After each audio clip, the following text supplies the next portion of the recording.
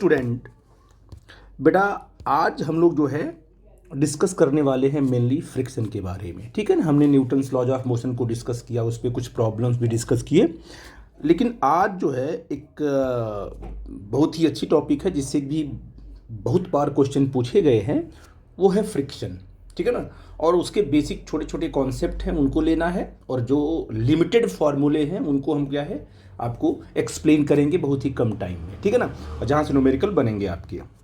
अच्छा, फ्रिक्शन को पढ़ने से पहले हम लोग जो है एक कॉन्सेप्ट आपका है equilibrium of the concurrent forces. ठीक है ना, कॉन्करेंट फोर्सेस की बात हम कर लेते हैं क्योंकि ये इस पे जो क्वेश्चन बनते हैं वो लैमीज थ्योरम है, वहाँ से क्वेश्चन बहुत बार पूछे गए हैं वेक्टर्स में। तो यहाँ भी जो है कॉन्करेंट फोर्सेस की बात हम लोग कर लेते हैं। क्या होता है कॉन्करेंट फोर्सेस? अगर आपके पास कोई एक पॉइंट है, इस पॉइंट पर कई फोर्सेस एक साथ एक्ट हो रहे हैं एक ही पॉइंट पर, तो वो सारे के सारे फोर्सेस का नाम क्या होगा? Concurrent forces. ठीक है ना, तो उसमें कोई बहुत बड़ी बात तो है नहीं डेफिनेशन में। ठीक है ना, हाँ। और ये कॉन्करेंट फोर्सेस अगर मान लीजिए किसी बॉडी पर, एक ही बॉडी पर एक्ट हो रहे हैं, तो सारे के सारे फोर्सेस कॉन्करेंट फोर्सेस हैं। और अगर वो बॉडी रेस्ट में है, उस पर लगने वाला जो नेट फोर्स है अगर वो जीरो है, तो कहेंगे कि बॉडी किसमें है? इक्विलिब्रियम में है। इसके पहले मैंने आपको डिस्कस किया था इक्विलिब्रियम क्या होता है। ठीक है ना, तो कॉन्करेंट फोर्सेस क्या है? Forces acting same at same point, at same point. ठीक है ना, तो अगर मान लो कि जो फोर्सेस से एक ही पॉइंट पे एक्ट हो रहा है, ऐसा भी हो सकता है कि सारे के सारे फोर्सेस एक्ट हो रहे हैं बट वो नेट फोर्स वहाँ पर जीरो नहीं है, तो फोर्सेस तो कॉन्करेंट होंगे बट जो है उस पर नेट फोर्स लग रहा है, तो वहाँ पर इक्विलिब्रियम स्टेट नहीं मिलेगी। लेकिन यहाँ पर देखो क्या किया, अगर आपने कहा कि उस बॉडी पर, एक ही बॉडी पर कई फोर्सेस काम कर रहे हैं और एफ नेट क्या है? जीरो है, then the body is in equilibrium. तो सिंपल सी बात है, इसमें वो बहुत बड़ी जानकारी आपको नहीं मिल रही है, लेकिन इसके बाद जो लैमीज थ्योरम है उसमें इसका एप्लीकेशन देखने को मिलेगा। जैसे मान लो ये कोई ऑब्जेक्ट आपका है, इस ऑब्जेक्ट पर तीन फोर्सेस लगे हैं। लैमीज थ्योरम कब एप्लीकेबल होती है इसको मैंने पहले भी बताया था, इस वीडियो में भी डिस्कस कर लेता हूं। यहाँ पर एक बॉडी है, इस बॉडी पर लगने वाले थ्री फोर्सेस हैं, और लैमीज थ्योरम में थ्री फोर्सेस का होना जरूरी है, एक ही बॉडी पर लगना बहुत जरूरी है, पहली कंडीशन, तभी हम लैमीज को अप्लाई कर सकते हैं। और साथ साथ में अगर तीनों फोर्सेस एक साथ एक्ट हो रहे हैं बॉडी पर, और बॉडी किसमें है? इक्विलिब्रियम में है। बॉडी किसमें है? इक्विलिब्रियम में है, तभी लैमीज थ्योरम अप्लाई होगी। दो कंडीशन कि तीन फोर्सेस, और तीनों फोर्सेस क्या है? इस तरीके से एक्ट हो रहे हैं कि बॉडी पर लगने वाला जो नेट फोर्स है वो जीरो है, तब हम लैमीज थ्योरम अप्लाई कर सकते हैं। If a body is in equilibrium, then अगर मान लो ये फोर्स आपका F1 है, F1 के जस्ट फ्रंट का जो एंगल है वो θ1 है, F2 के फ्रंट का एंगल θ2 है, और F3 के फ्रंट का एंगल क्या है? θ3 है। तो यहाँ पर जो लैमीज थ्योरम के अकॉर्डिंग क्या होगा? F1 अपॉन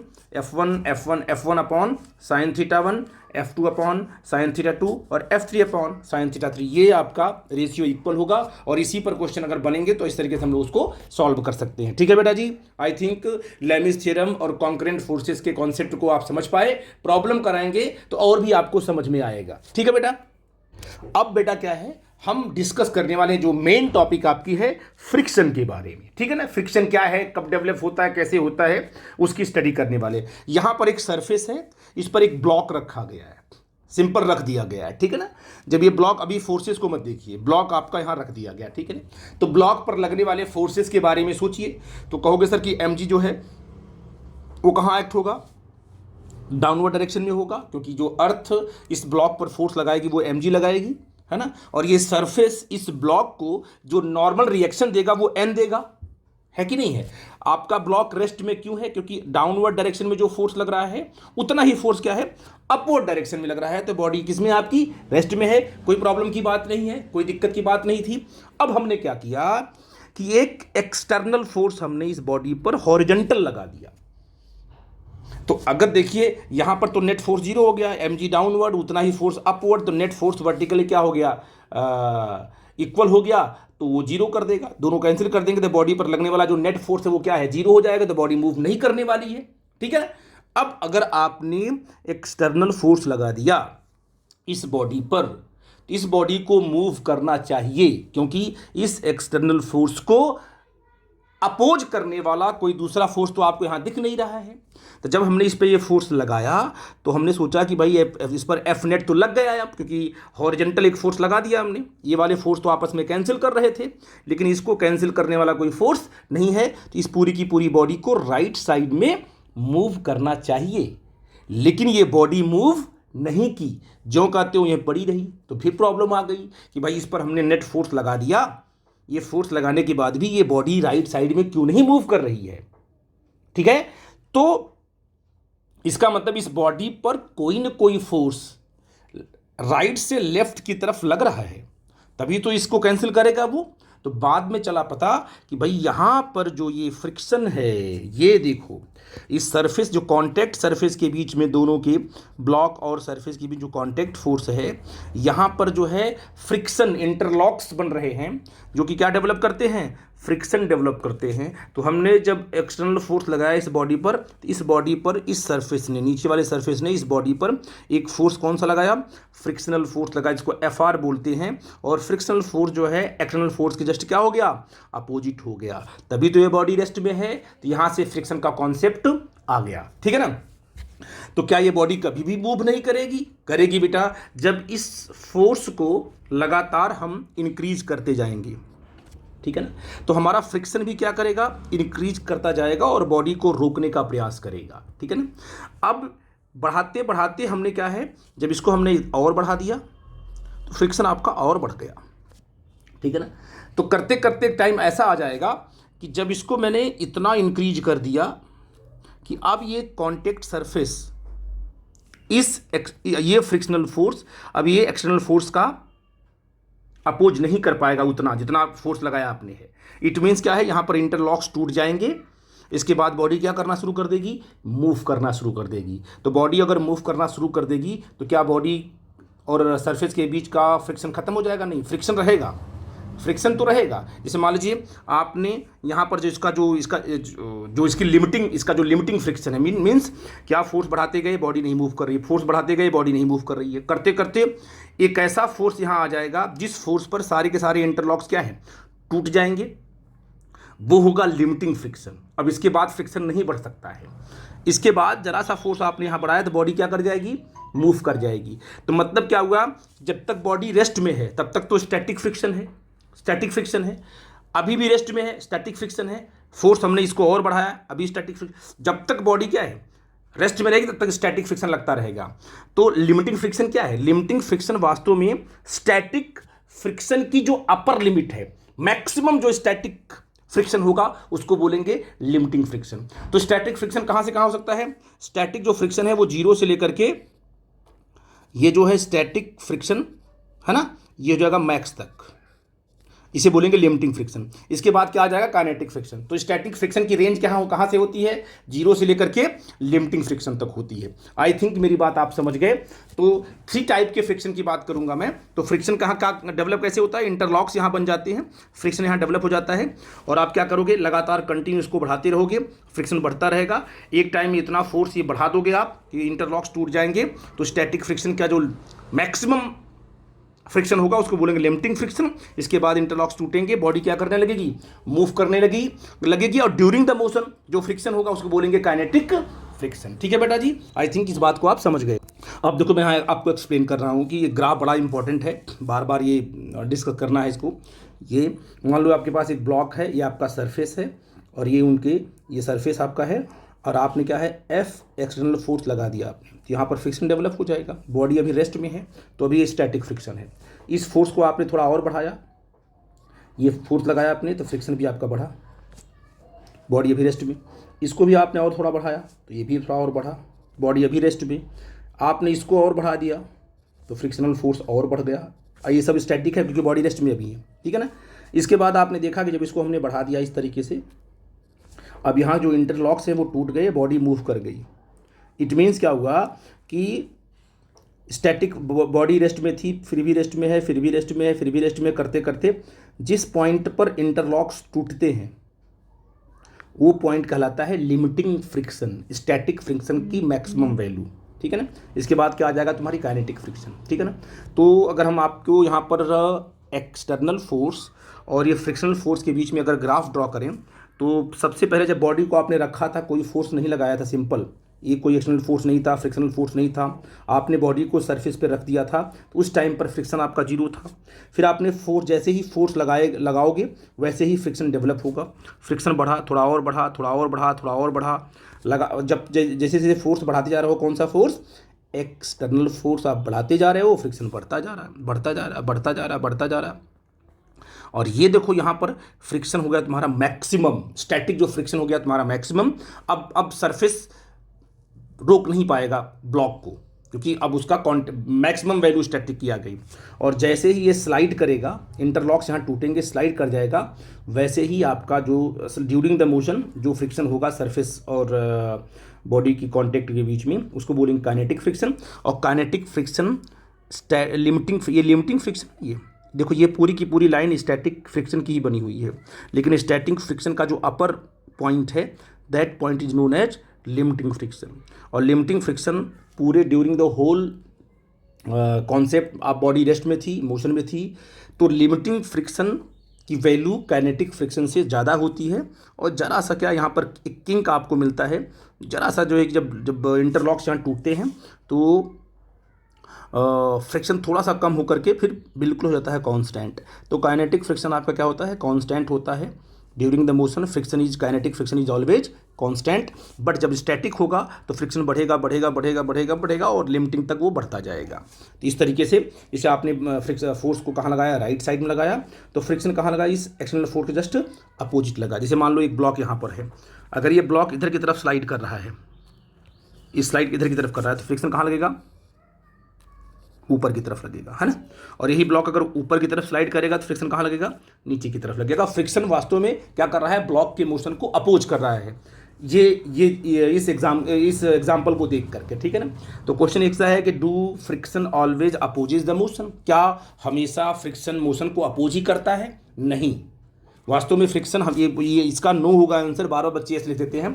फ्रिक्शन हमेशा मोशन का अपोज नहीं करता है, ये मोशन का कभी कभी क्या है, सपोर्ट भी करता है, बॉडी को मूव करने में हेल्प भी करता है। तो किसका अपोज करता है, वास्तव में फ्रिक्शन दो बॉडी के आपस में जो रिलेटिव मोशन है उसका अपोज करता है, रिलेटिव मोशन का अपोज करता है। तो आप देखो यहाँ पर, तो मैंने कहा कि यहाँ पर देखो एक आपके पास रफ सरफेस है, यहाँ पर हमने एक ब्लॉक ले लिया है। अब इस ब्लॉक को इस रफ सरफेस पे रखेंगे, जैसे ही ब्लॉक को इस यहाँ पर रखेंगे तो आप देखोगे कि ब्लॉक को रखते ही सरफेस, अब का ये सरफेस मूव कराएंगे, हम इस सरफेस को राइट साइड मूव कराएंगे, ब्लॉक को इस पर रख देंगे, तो इस सरफेस के साथ ये ब्लॉक भी क्या करने लगेगा, मूव करने लगेगा। इसको अभी दिखाते हैं आपको, देखो ध्यान से, देखो सरफेस चल रहा है, ब्लॉक रखा आपने, थोड़ी टाइम के बाद देखो अब क्या किया, इस ब्लॉक और इस सरफेस के बीच में क्या लगा, एक कांटेक्ट फोर्स लगा, फ्रिक्शनल फोर्स लगा, और जो कि लेके कहाँ जा रहा है, बॉडी को राइट साइड में लेके चला गया। क्या हमने इस बॉडी को धक्का दिया, नहीं, ये दोनों की, इन दोनों कांटेक्ट सरफेस के बीच में जो फ्रिक्शन लगा, वो फ्रिक्शन इस ऊपर वाले ब्लॉक को राइट साइड में लेके जा रहा है। मतलब इस ब्लॉक को मूव कराने के लिए कौन रिस्पॉन्सिबल है, फ्रिक्शनल फोर्स रिस्पॉन्सिबल है। तो आई थिंक इस बात को समझ गए कि फ्रिक्शनल फोर्स जो होता है वो मोशन का अपोज भी करता है, सपोर्ट भी करता है। ये रिलेटिव मोशन का जगह, friction opposes the relative motion, ये आपका डेफिनेशन बिल्कुल करेक्ट मानी जाएगी। ठीक है बेटा जी, आई थिंक मेरी बात आप समझ गए। अब बेटा हम बात करेंगे टाइप्स ऑफ फ्रिक्शन की। तो पहला है विस्कस और वेट फ्रिक्शन। जो ये विस्कस फोर्स होता है या वेट फ्रिक्शन होता है वो ड्रैग फ्रिक्शन होता है। जब कोई बॉडी किसी भी फ्लूइड में या तो एयर में मूव करती है तो उस पर जो फोर्स, वहाँ पर विस्कस फोर्स या वेट फ्रिक्शन की हम लोग बात करते हैं। और इस कॉन्सेप्ट को पूरा का पूरा हम लोग विस्कोसिटी वाले चैप्टर में डिस्कस करेंगे, ठीक है ना। ये तो टाइप्स बता रहा हूँ इसलिए मैंने यहाँ पर पॉइंट आउट कर दिया। हमको पढ़ना है रोलिंग फ्रिक्शन के बारे में भी डिस्कस करना है। रोलिंग फ्रिक्शन में जो है मैक्सिमम ये देखा गया है कि अभी तक जो, जहाँ तक मेरी एनालिसिस है, कि रोलिंग फ्रिक्शन में जेई मेंस में जो है 2-3 बार जो है इससे क्वेश्चंस आए हुए हैं, ठीक है ना। और एडवांस में भी क्या है कि 2 या 3 ही बार क्वेश्चन पूछे गए हैं। नीट में लगभग न के बराबर क्वेश्चन यहाँ से आए हैं, मे भी कभी कभार पूछ दिए गए हों, लेकिन कम क्वेश्चन यहाँ से पूछे गए। फिर भी इसकी स्टडी करना, इसके फार्मूले पर फोकस करना पड़ेगा हमें। ये क्या है, रोलिंग फ्रिक्शन क्या होता है, it is due to the deformation of material during the rolling. जब कोई बॉडी रोल करती है तो बॉडी और जो सरफेस के बीच में जो कांटेक्ट होता है उसके बीच में डिफॉर्मेशन होता है ड्यू टू द इलास्टिसिटी। तो वो जो डिफॉर्मेशन होगा उस डिफॉर्मेशन की वजह से आपका कौन सा फ्रिक्शन आएगा, रोलिंग फ्रिक्शन आएगा। उसको हम चर्चा करेंगे जब आपको आगे बढ़ेंगे तो। और जो आपका मेन है, जो आपको पढ़ना आपके चैप्टर में जो मेन है, जहाँ से क्वेश्चन बार बार रिपीट किए गए हैं, वो है स्लाइडिंग फ्रिक्शन के बारे में। तो स्लाइडिंग फ्रिक्शन सिंपल से क्या है, it is due to the relative motion between the two surfaces in contact. अगर दो सरफेस आपस में क्या है, उनका रिलेटिव मोशन हो रहा है, मतलब एक सरफेस आपका रेस्ट में है और दूसरी बॉडी क्या है, ये देखो आपस में दो सरफेस हो गए, एक बॉडी का सरफेस, एक सरफेस सिंपल ये है ना। अगर ये दोनों रखे हुए हैं बिल्कुल, एक आपके सरफेस यहाँ पर है, इस पर इस बॉडी को आपने रख दिया है, तो कोई फ्रिक्शन काम नहीं करेगा, क्योंकि सरफेस और बॉडी के बीच में कोई रिलेटिव मोशन नहीं है, ठीक है ना। तो फ्रिक्शन विल बी जीरो। बच्चे सोचते हैं कि हाँ फ्रिक्शन यहाँ पर है, नहीं है, कभी नहीं है। जब इस पर फोर्स लगाओगे आप, इस पर जब फोर्स लगाओगे तब ये बॉडी, या तो इसमें रिलेटिव मोशन की टेंडेंसी आएगी, जरूरी नहीं कि ये बॉडी मूव ही कर जाए, है ना। इस बॉडी के अंदर क्या है, फोर्स लगाने के बाद क्या है, सरफेस तो फिक्स है, ये बॉडी क्या है, बॉडी में मूव करने की टेंडेंसी आएगी, या तो बॉडी मूव करेगी, दो ही चीज़ हो सकती है। तो इस बॉडी में रिलेटिव मोशन की अगर टेंडेंसी भी है तब भी फ्रिक्शन यहाँ डेवलप होगा, और रिलेटिव मोशन हो रहा है तो फ्रिक्शन होना ही होना है। तो it is the due to the relative motion between the two surfaces in contact, और even by the tendency of relative motion. Tendency भी, अगर बॉडी रेस्ट में है, आपने फोर्स लगा दिया, बॉडी नहीं मूव कर रही है, तो क्या बॉडी के पास टेंडेंसी है कि नहीं मूव करने की? यस है। टेंडेंसी डेवलप हो गई तो पक्का यहाँ फ्रिक्शन डेवलप हो जाएगा, ठीक है ना। तो ये कैटेगरी किसकी आती है, स्लाइडिंग फ्रिक्शन की। अब स्लाइडिंग फ्रिक्शन की कैटेगरी देखो कितने टाइप्स के होते हैं। स्टैटिक अभी डिस्कस किया था, लिमिटिंग स्टैटिक का जो बिल्कुल अपर लिमिट है, अपर मैक्सिमम स्टैटिक फ्रिक्शन को बोलते हैं लिमिटिंग फ्रिक्शन। और काइनेटिक फ्रिक्शन जब बॉडी क्या है, मूव करने लगती है तो आती है काइनेटिक फ्रिक्शन आता है। सबसे ज़्यादा कौन होता है, लिमिटिंग फ्रिक्शन की वैल्यू सबसे ज़्यादा होती है, इसके बाद काइनेटिक होती है। स्टैटिक का मतलब क्या हुआ, स्टैटिक फ्रिक्शन का मतलब क्या है, जीरो से स्टार्ट किया और कहाँ तक गया वो, लिमिटिंग फ्रिक्शन तक। ये पूरा का पूरा स्टैटिक ही है, ये पूरा का पूरा क्या है, स्टैटिक है। तो लिमिटिंग फ्रिक्शन भी क्या स्टैटिक का ही पार्ट है, ठीक है ना। उस फ्रिक्शन पर जस्ट बॉडी स्लाइड करना स्टार्ट करती है, ठीक है ना। जैसे मान लो यहां पर आपके पास एक बॉडी है, इस पर आपने कौन सा फोर्स लगाया, एक्सटर्नल फोर्स लगाया, फ्रिक्शन डेवलप हो, इसे बोलेंगे स्टैटिक फ्रिक्शन। क्या बोलेंगे इसको, स्टैटिक फ्रिक्शन। और आप फोर्स लगाते गए लगाते गए लगाते गए, और जब इंटरलॉक्स टूट जाएंगे जिस टाइम पर, तो उस टाइम पर क्या हो जाएगा, तुम्हारा लिमिटिंग स्टैटिक क्या बन जाएगा, वो स्टैटिक फ्रिक्शन की अपर लिमिट आपकी लिमिटिंग फ्रिक्शन आ जाएगी। तो दो ही को डिस्कस करेंगे हम, किसको, लिमिटिंग को करेंगे डिस्कस और काइनेटिक को करेंगे डिस्कस, क्योंकि स्टैटिक तो कहां से स्टार्ट होता है, जीरो से स्टार्ट होता है, लिमिटिंग तक जाता है वो, ठीक है ना। तो अब यहाँ पर अगर मान लीजिए आपसे कहा जाए कि what is the kinetic friction क्या होगा, तो काइनेटिक फ्रिक्शन क्या होगा, म्यू के इंटू एन होगा। क्योंकि दैट मीन्स क्या है कि जो इस बॉडी पर एम जी लगा डाउनवर्ड डायरेक्शन में, और इस पर जो नॉर्मल रिएक्शन आया वो कितना आया, एन आया अपवर्ड डायरेक्शन में, ठीक है ना। तो यहाँ पर जो फ्रिक्शन डेवलप हुआ, वो फ्रिक्शन कैसे डिफाइन करेंगे, मान लो बॉडी मूव कर रही है तो काइनेटिक की बात करेंगे, तो काइनेटिक फ्रिक्शन कैसे डिफाइन करेंगे, कहोगे सर काइनेटिक जो फ्रिक्शन होगा एफ के, वो इक्वल टू होगा म्यू के मतलब क्या है, कोफिशिएंट ऑफ फ्रिक्शन, क्या है, coefficient of friction between two surfaces.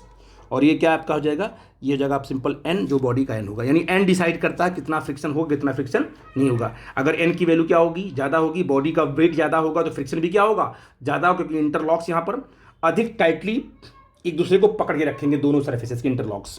तो ये आपका काइनेटिक फ्रिक्शन हो गया। म्यू क्या है, coefficient of friction, kinetic friction कहा जाएगा, ठीक है ना। अब यहाँ लिखा हुआ है कि एफ एस मतलब होता है स्टैटिक फ्रिक्शन, यहाँ लिखा है मैक्सिमम, इसका मतलब ये क्या है, लिमिटिंग फ्रिक्शन है, मतलब स्टैटिक फ्रिक्शन की अपर लिमिट है। तो वो कैसे डिसाइड होगी, mu s into n. S मतलब क्या है, म्यू एस का मतलब क्या है, कोफिशिएंट ऑफ स्टैटिक फ्रिक्शन, ठीक है बेटा जी। आई थिंक मेरी बात आप समझ गए। यानी कहने का मतलब क्या हुआ कि जब बॉडी मूव करने लगती है तो कोफिशिएंट ऑफ जो फ्रिक्शन होता है वो चेंज होता है। रेस्ट में है तो कुछ और होगा, अगर बॉडी किसमें है, रेस्ट में है, तो कोफिशिएंट ऑफ फ्रिक्शन कुछ और होगा, और जब बॉडी किसमें हो गई, मोशन में आ जाती है, तो कोफिशिएंट ऑफ फ्रिक्शन थोड़ा सा कम हो जाता है। इसलिए हम लोग काइनेटिक फ्रिक्शन को डिफाइन करते हैं म्यू के इंटू एन से, और जो लिमिटिंग फ्रिक्शन है या स्टैटिक फ्रिक्शन है वो म्यू एस इंटू एन से डिसाइड करते हैं। और दोनों में कौन रोल प्ले कर रहा है, मेन, एन रोल प्ले कर रहा है मेन, ठीक है ना। और यहाँ दिखाया मैंने कि जो स्टैटिक फ्रिक्शन होता है वो कोफिशिएंट ऑफ स्टैटिक फ्रिक्शन जो होता है वो कोफिशिएंट ऑफ काइनेटिक से थोड़ा ज़्यादा होता है, इसलिए हम कहते हैं कि लिमिटिंग फ्रिक्शन जो होता है वो काइनेटिक फ्रिक्शन से ज़्यादा होता है, ठीक है बेटा जी। अब यहाँ एक बहुत ही सिंपल कॉन्सेप्ट और बड़ा ही इंपॉर्टेंट रूल। देखो एक बॉडी है, ये है दूसरी बॉडी, ये दोनों सेम मटेरियल के बनी हुई हैं, सेम मटेरियल की। इसका जो मटेरियल हो इसका भी मटेरियल है। हमने इस पर कितना दो, ये भी रेस्ट में अभी है, हमने फोर्स लगाया तो इसमें जो स्टैटिक फ्रिक्शन डेवलप हुआ वो कितना होगा, Fs हुआ, ठीक है ना। और ये देखो क्या है, इस मटेरियल तो सेम है लेकिन इसकी जो कॉन्टैक्ट एरिया है उसको मैंने बढ़ा दिया, पहले वाले से जो कॉन्टैक्ट एरिया है, सरफेस एरिया, उसको मैंने बढ़ा दिया और फोर्स हमने उतना ही लगाया। बॉडी रेस्ट में है तो क्या फ्रिक्शन भी इतना ही डेवलप होगा कि फ्रिक्शन कुछ यहाँ चेंज होगा? चेंज नहीं होगा, क्योंकि friction does not depend upon the contact area. तो आप यहाँ लिख सकते हो कि जो फ्रिक्शन होता है, जो फ्रिक्शन होता है वो क्या होता है, इंडिपेंडेंट ऑफ एरिया। क्या होता है? इंडिपेंडेंट ऑन कॉन्टैक्ट एरिया, ठीक है। सिंपल सी बात है, आप जानते हो कि कॉन्टैक्ट एरिया पर डिपेंड, सरफेस कॉन्टैक्ट एरिया पर डिपेंड नहीं करता है।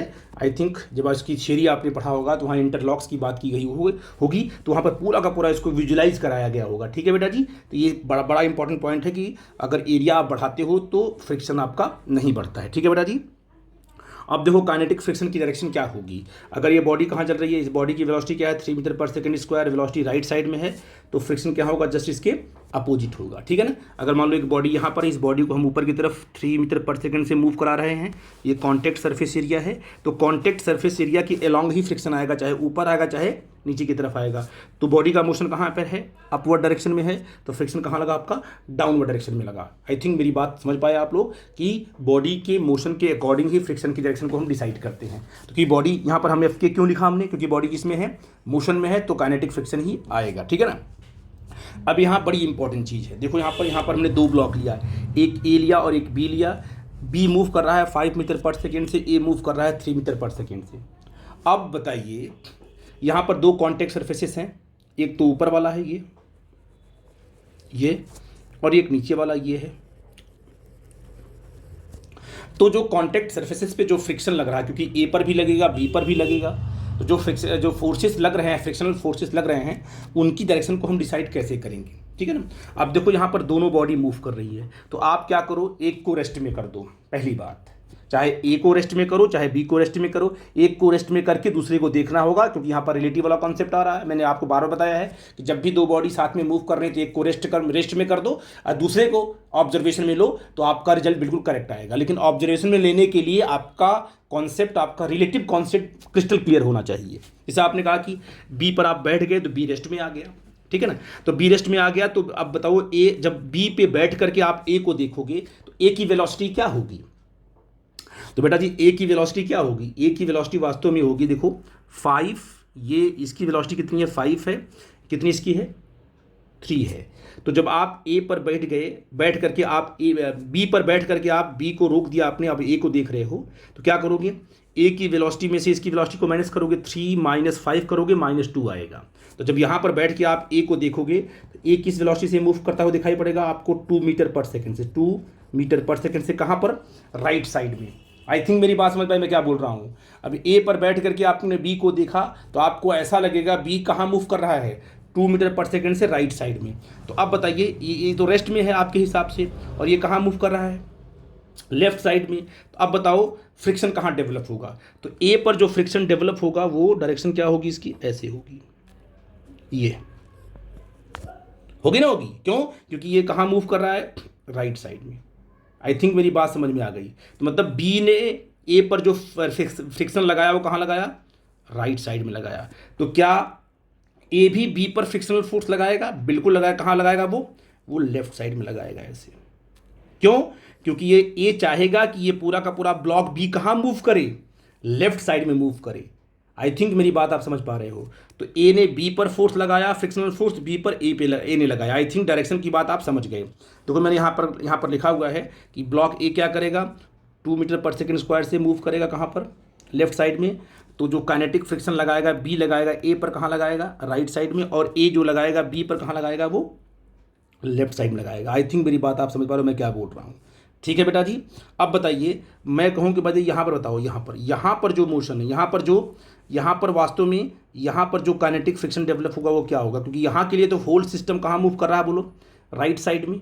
तो इस पर लगने वाला जो फोर्स है, अब ये सरफेस जो बॉडी बी पर फोर्स लगाएगा, कहाँ लगाएगा, वो लेफ्ट साइड में, क्योंकि पूरा का पूरा सिस्टम इस सरफेस के हिसाब से पूरा का पूरा सिस्टम कहाँ मूव कर रहा है, राइट साइड में। तो कॉन्टेक्ट सरफेस पर लगने वाला जो फोर्स होगा कहाँ होगा, वो लेफ्ट में होगा। और वो कितना होगा जी, एफ जी हमने क्यों किया है, क्योंकि ये एफ के और ये एफ के तो बराबर होगा, क्योंकि बी ने ए पर लगाया, ए ने बी पर लगाया, एक्शन रिएक्शन आ जाएगा ये। लेकिन ये जो एफ जी है, ये इस कॉन्टेक्ट पे लगने वाला जो फोर्स है वो अलग होगा, क्योंकि इस पर जो इस सरफेस पर जो नॉर्मल होगा वो ऊपर वाला वेट और नीचे वाला वेट दोनों वेट काउंट करेंगे ना, तो यहाँ का फ्रिक्शनल फोर्स बिल्कुल अलग आ जाएगा। उसको हमने एफ जी से डिफाइन किया हुआ है। तो जितने भी कॉन्टैक्ट सरफेसेस हैं वो जो है एक दूसरे पर जो बॉडी पर जो फ्रिक्शनल फोर्स की वजह से जो यहाँ पर डायरेक्शन आपको देखनी पड़ेगी कि बी ने ए पर क्या फोर्स लगाया और किधर लगाया, ए ने बी पर क्या फोर्स लगा किधर लगाया, और ए बी मिल करके जो है ये जो कॉन्टैक्ट सरफेस यहाँ बन रहा है, यहाँ पर फ्रिक्शनल फोर्स की डायरेक्शन क्या है और कितना उसका मैग्नीट्यूड होगा, वो हम लोग जो है कि इस फार्मूले से फाइंड आउट कर सकते हैं, म्यू इंटू एन से। ठीक है ना। तो आई थिंक डायरेक्शन को आप समझ गए कि दो बॉडी अगर रिलेटिव मोशन कर रही हैं तो उनका डायरेक्शन हम कैसे डिस्कस करेंगे। अब देखो यहाँ पर एक कंसेप्ट आपका है angle of repose. Angle of repose क्या है कि इंक्लाइंड सरफेस पर आपने एक ब्लॉक रखा, ठीक है ना। पहले आप मान लो ऐसे सरफेस था और ये ऐसे था, ऐसे, ठीक है ना। मान लो ये ब्लॉक स्लाइड नहीं कर रहा है तो ये एंगल θ1 हुआ। अब इस स्लाइड जो इंक्लाइंड सरफेस थोड़ा आपने ऊपर कर दिया ऐसे, तो ब्लॉक यहाँ आ जाएगा। अभी भी ये ब्लॉक क्या है, मूव नहीं कर रहा है डाउनवर्ड डायरेक्शन में। क्यों? क्योंकि यहाँ फ्रिक्शन इसका बहुत ही स्ट्रांग है। इसको आपने और भी थोड़ा ऊपर कर दिया ऐसे, जैसे ही आपने थोड़ा सा ऊपर किया इसको, ये ब्लॉक जो है जस्ट स्लाइड करना स्टार्ट कर दिया। मतलब इसका वेट, इसका एम जी क्या है, इसका एम जी कंपोनेंट बढ़ा तो ये जस्ट स्लाइड करना स्टार्ट कर दिया। तो ये जो एंगल होगा that angle is known as angle of repose. तो वो मिनिमम एंगल जिस एंगल पर इंक्लाइंड सरफेस पर बॉडी क्या है, जस्ट स्लाइड करना स्टार्ट कर दे, दैट angle is known as angle of रिपोज। अब मान लो ये बॉडी है ना, ये बॉडी है, थीटा क्या एंगल ऑफ रिपोज आपका है। इस बॉडी पर लगने वाले फोर्सेस को रिजॉल्व कर लो। ये क्या लगा यहाँ पर, एम जी लगा। आई थिंक मेरी बात समझ पा रहे हो, एम जी लगा। अब इसको एम जी को क्या करेंगे, दो कंपोनेंट में रिजॉल्व करते हैं। एक तो डायरेक्शन ऑफ मोशन, जो बॉडी के डायरेक्शन ऑफ मोशन है, एक उसके परपेंडिकुलर। तो इसको अगर हम तोड़ते हैं तो ये अगर थीटा तो ये भी थीटा होगा, तो इसका कंपोनेंट इस पर क्या आएगा, एम जी कॉस थीटा आएगा बेटा जी। आई थिंक समझ गए। इस पर क्या आएगा, एम जी कॉस थीटा, इस पर क्या आएगा, एम जी साइन थीटा। ठीक है ना। और इधर आपका नॉर्मल रिएक्शन क्या होगा, बिल्कुल कॉन्टेक्ट सरफेस के बिल्कुल वर्टिकली होगा ऐसे। ठीक है ना। तो एम जी कॉस थीटा ये है और एन क्या है, ये है। ये एक दूसरे को कैंसिल कर देंगे क्योंकि आपस में बराबर है। बराबर इसलिए क्योंकि बॉडी न तो ऊपर मूव कर रही है न तो नीचे मूव कर रही है। ये आपका क्या है, एम जी साइन थीटा है। और जब इस पर फोर्स कहाँ लगा, डाउनवर्ड डायरेक्शन लगा, तो यहाँ पर फ्रिक्शनल फोर्स क्या होगा तुम्हारा, एफ आर आ जाएगा। ठीक है ना। और ये जो है जस्ट स्लाइड कर रही है। ठीक है। जब ये जस्ट स्लाइड करता है तो m g sine theta equal to frictional force के बराबर होगा। तो आपने कहा कि एन इक्वल टू क्या आपका है, बोलो, n equal to m g cos theta होगा, क्योंकि आपका ये फोर्सेस आपस में बैलेंस करेंगे। और जो स्टैटिक फ्रिक्शन होगा ये वो एम जी साइन थीटा के बराबर होगा, ये फोर्सेस, क्योंकि बॉडी जस्ट स्लाइड करेगी। मूव करना अपनी क्या है, मूव नहीं कर रही है, जस्ट स्लाइड करनी, तो फोर्सेस आप बराबर कर दोगे, f s equal to m g sine theta. ठीक है ना। क्वेश्चन नंबर 1 मान लिया आपने। अच्छा, तो आपको पता है कि एफ एस इक्वल टू होता है म्यू इंटू एन होता है। तो म्यू जो करते हो, और एन कितना दिया है, एन दिया क्या है, बॉडी का जो एन दिया हुआ है, ये देखो ये दिया हुआ है, एम जी कॉस थीटा लिख दिया आपने। तो आपने इधर एम जी, अब आपको पता है एफ एस कितना होता है, एम जी साइन थीटा आपने रख दिया, कट किया आपने, ये आपका टेन थीटा आ गया। Theta equal to tan inverse mu s आ गया है। ये देखिए एंगल ऑफ रिपोज क्या है, टेन इनवर्स। अगर आपको कोफिशिएंट ऑफ स्टैटिक फ्रिक्शन पता हो तो एंगल ऑफ रिपोज आप कैलकुलेट कर लोगे। आई थिंक मेरी बात आप समझ गए। अब ये कॉन्सेप्ट आपका है angle of friction. Angle of friction define कैसे करते हैं कि जितने भी बॉडी पर जितने भी कॉन्टैक्ट फोर्सेस लगे हुए हैं, उन कॉन्टैक्ट फोर्सेस का जो रिजल्टेंट है, वो रिजल्टेंट नॉर्मल से कितना एंगल बना रहा है, that angle is known as angle of friction. तो आप देख सकते हो ये कौन सा फोर्स है, ये एक्सटर्नल फोर्स है, ये कौन सा फोर्स है, ये फील्ड फोर्स, जिसको एम जी बोलते हैं। कॉन्टैक्ट फोर्स कौन कौन सा है, एफ आर आपका कॉन्टैक्ट फोर्स है, एन आपका कॉन्टैक्ट, इनका रिजल्टेंट क्या होगा, आर होगा, और कितना एंगल बनेगा, थीटा बनेगा। तो आप यहाँ से tan theta equal to f r upon n कर सकते हो। यहाँ से थीटा क्या आएगा, टेन इनवर्स म्यू आ जाएगा। ठीक है ना। इसे बोलेंगे theta is known as angle of friction. याद रखिए एंगल ऑफ रिपोज और एंगल ऑफ फ्रिक्शन का फॉर्मूला एक ही आता है, लेकिन दोनों कॉन्सेप्ट अलग अलग हैं। ठीक है। और बेटा यहाँ पर कुछ कॉन्सेप्ट हैं लॉज ऑफ स्टैटिक फ्रिक्शन के। तो आपको पता है कि static friction proportional to normal reaction. और static friction does not depend upon area on of contact surface बता चुका हूँ मैं आपको। अब लॉज ऑफ काइनेटिक फ्रिक्शन भी वैसे डिफाइन होगा कि एफ के प्रोपोर्शनल टू एन कर देंगे और एफ के इक्वल टू म्यू के इंटू एन कर देंगे। कुछ लॉज हैं जिसको मैंने डिस्कस किया, आप जानते हो, तो थियरी में है, जब प्रॉब्लम कराएंगे तो और भी कॉन्सेप्ट क्लियर होगा। और ये रोलिंग फ्रिक्शन को समझ लेते हैं। रोलिंग फ्रिक्शन क्या है? ड्यू टू द डिफॉर्मेशन, मैंने आपको डिस्कस किया था। एक बॉडी है, मान लो ये बॉडी क्या कर रही है, ये ओमेगा से रोटेट कर रही है, ठीक है ना, और इसके सेंटर का, इसका सेंटर सी है, इसकी स्पीड क्या है, वी सी है। अगर ये रोटेट कर रही है तो ये कॉन्टैक्ट पॉइंट का क्या होगा, ये वेलोसिटी क्या होगी, आर ओमेगा होगी। तो हर पॉइंट की वेलोसिटी क्या होगी, आर ओमेगा होगी। वी इक्वल टू क्या है, आर ओमेगा। तो इसके हर एक पॉइंट की वेलोसिटी क्या होगी, v equal to r omega. यहाँ पर डिफॉर्मेशन डेवलप होता है, जिससे क्या है, फ्रिक्शन यहाँ पर डेवलप हो जाता है। जैसे मान लो दो फ्रिक्शंस होते हैं, एक प्योर रोलिंग होता है, एक क्या है, रोलिंग विदाउट स्लाइडिंग होता है, ठीक है ना। तो अब प्योर रोलिंग क्या होता है बेटा जी, देखो अब देखो बेटा, एक बॉडी है, जैसे मान लो हम बात कर रहे हैं प्योर रोलिंग की। एक बॉडी है जिसका सेंटर आपका सी है, और ये क्या है, इसकी जो एंगुलर वेलोसिटी है वो ओमेगा है, ठीक है ना। अब देखिए, तो अगर इसके सेंटर की जो लीनियर वेलोसिटी ओमेगा सी है, तो मान लो जो कॉन्टैक्ट पॉइंट है उस कॉन्टेंट पॉइंट की जो वेलोसिटी भी वी सी होगी, पता आपको है, क्योंकि इसके हर एक पॉइंट की वेलोसिटी वी सी होगी। कौन सी वेलोसिटी, लीनियर वेलोसिटी, ठीक है ना, वी सी होगी। और साथ में इस पॉइंट का, क्योंकि ड्यू टू द रोटेशन, यहाँ इसका जो टेंजेंशियल वेलोसिटी यहाँ होगी वो क्या होगी, वो होगी आर ओमेगा, है ना। तो एक पॉइंट पार्टिकल पी पर दो वेलोसिटी आ गई। एक तो लीनियर वेलोसिटी आएगी वी सी, जो कि सेंटर की वेलोसिटी है राइट साइड में, और ड्यू टू द रोटेशन जो वेलोसिटी अब डेवलप हो रही है यहाँ पर टेंजेंशियल, वो कौन सी, आर ओमेगा है। अगर वी सी इक्वल टू क्या है, आर ओमेगा हो जाए, तो ये जो बॉडी है, ये जो पॉइंट है, ये पॉइंट स्लाइड नहीं करेगा, तो बॉडी क्या करेगी, रोल करेगी, प्योर रोलिंग करेगी, ठीक है बेटा जी। तो ये कंडीशन किसकी है बेटा जी, प्योर रोलिंग की। आई थिंक मेरी बात आप समझ गए। और रोलिंग ऑफ विदाउट स्लाइडिंग के केस में ये आपका इक्वल नहीं होता है कि v c not equal to क्या होगा, आर ओमेगा होगा, ठीक है बेटा जी। तो अब आपकी क्या है, कॉन्टैक्ट पॉइंट आपका स्लाइड भी करेगा और रोल भी करेगा। आई थिंक मेरी बात आप समझ गए। तो इस पर मैं प्रॉब्लम कराऊंगा तो ये कॉन्सेप्ट और भी आपको क्लियर होगा। ये जितने भी कॉन्सेप्ट थे उनको डिटेल में आप डिस्कस करिए, आराम से इस वीडियो को देखिए। इसके बाद हम क्या है, न्यूमेरिकल आपको बताते हैं, तो इस सारे कॉन्सेप्ट आपको क्लियर हो जाएंगे। आई थिंक मेरी बात आप समझ गए बेटा जी। Thank you very much.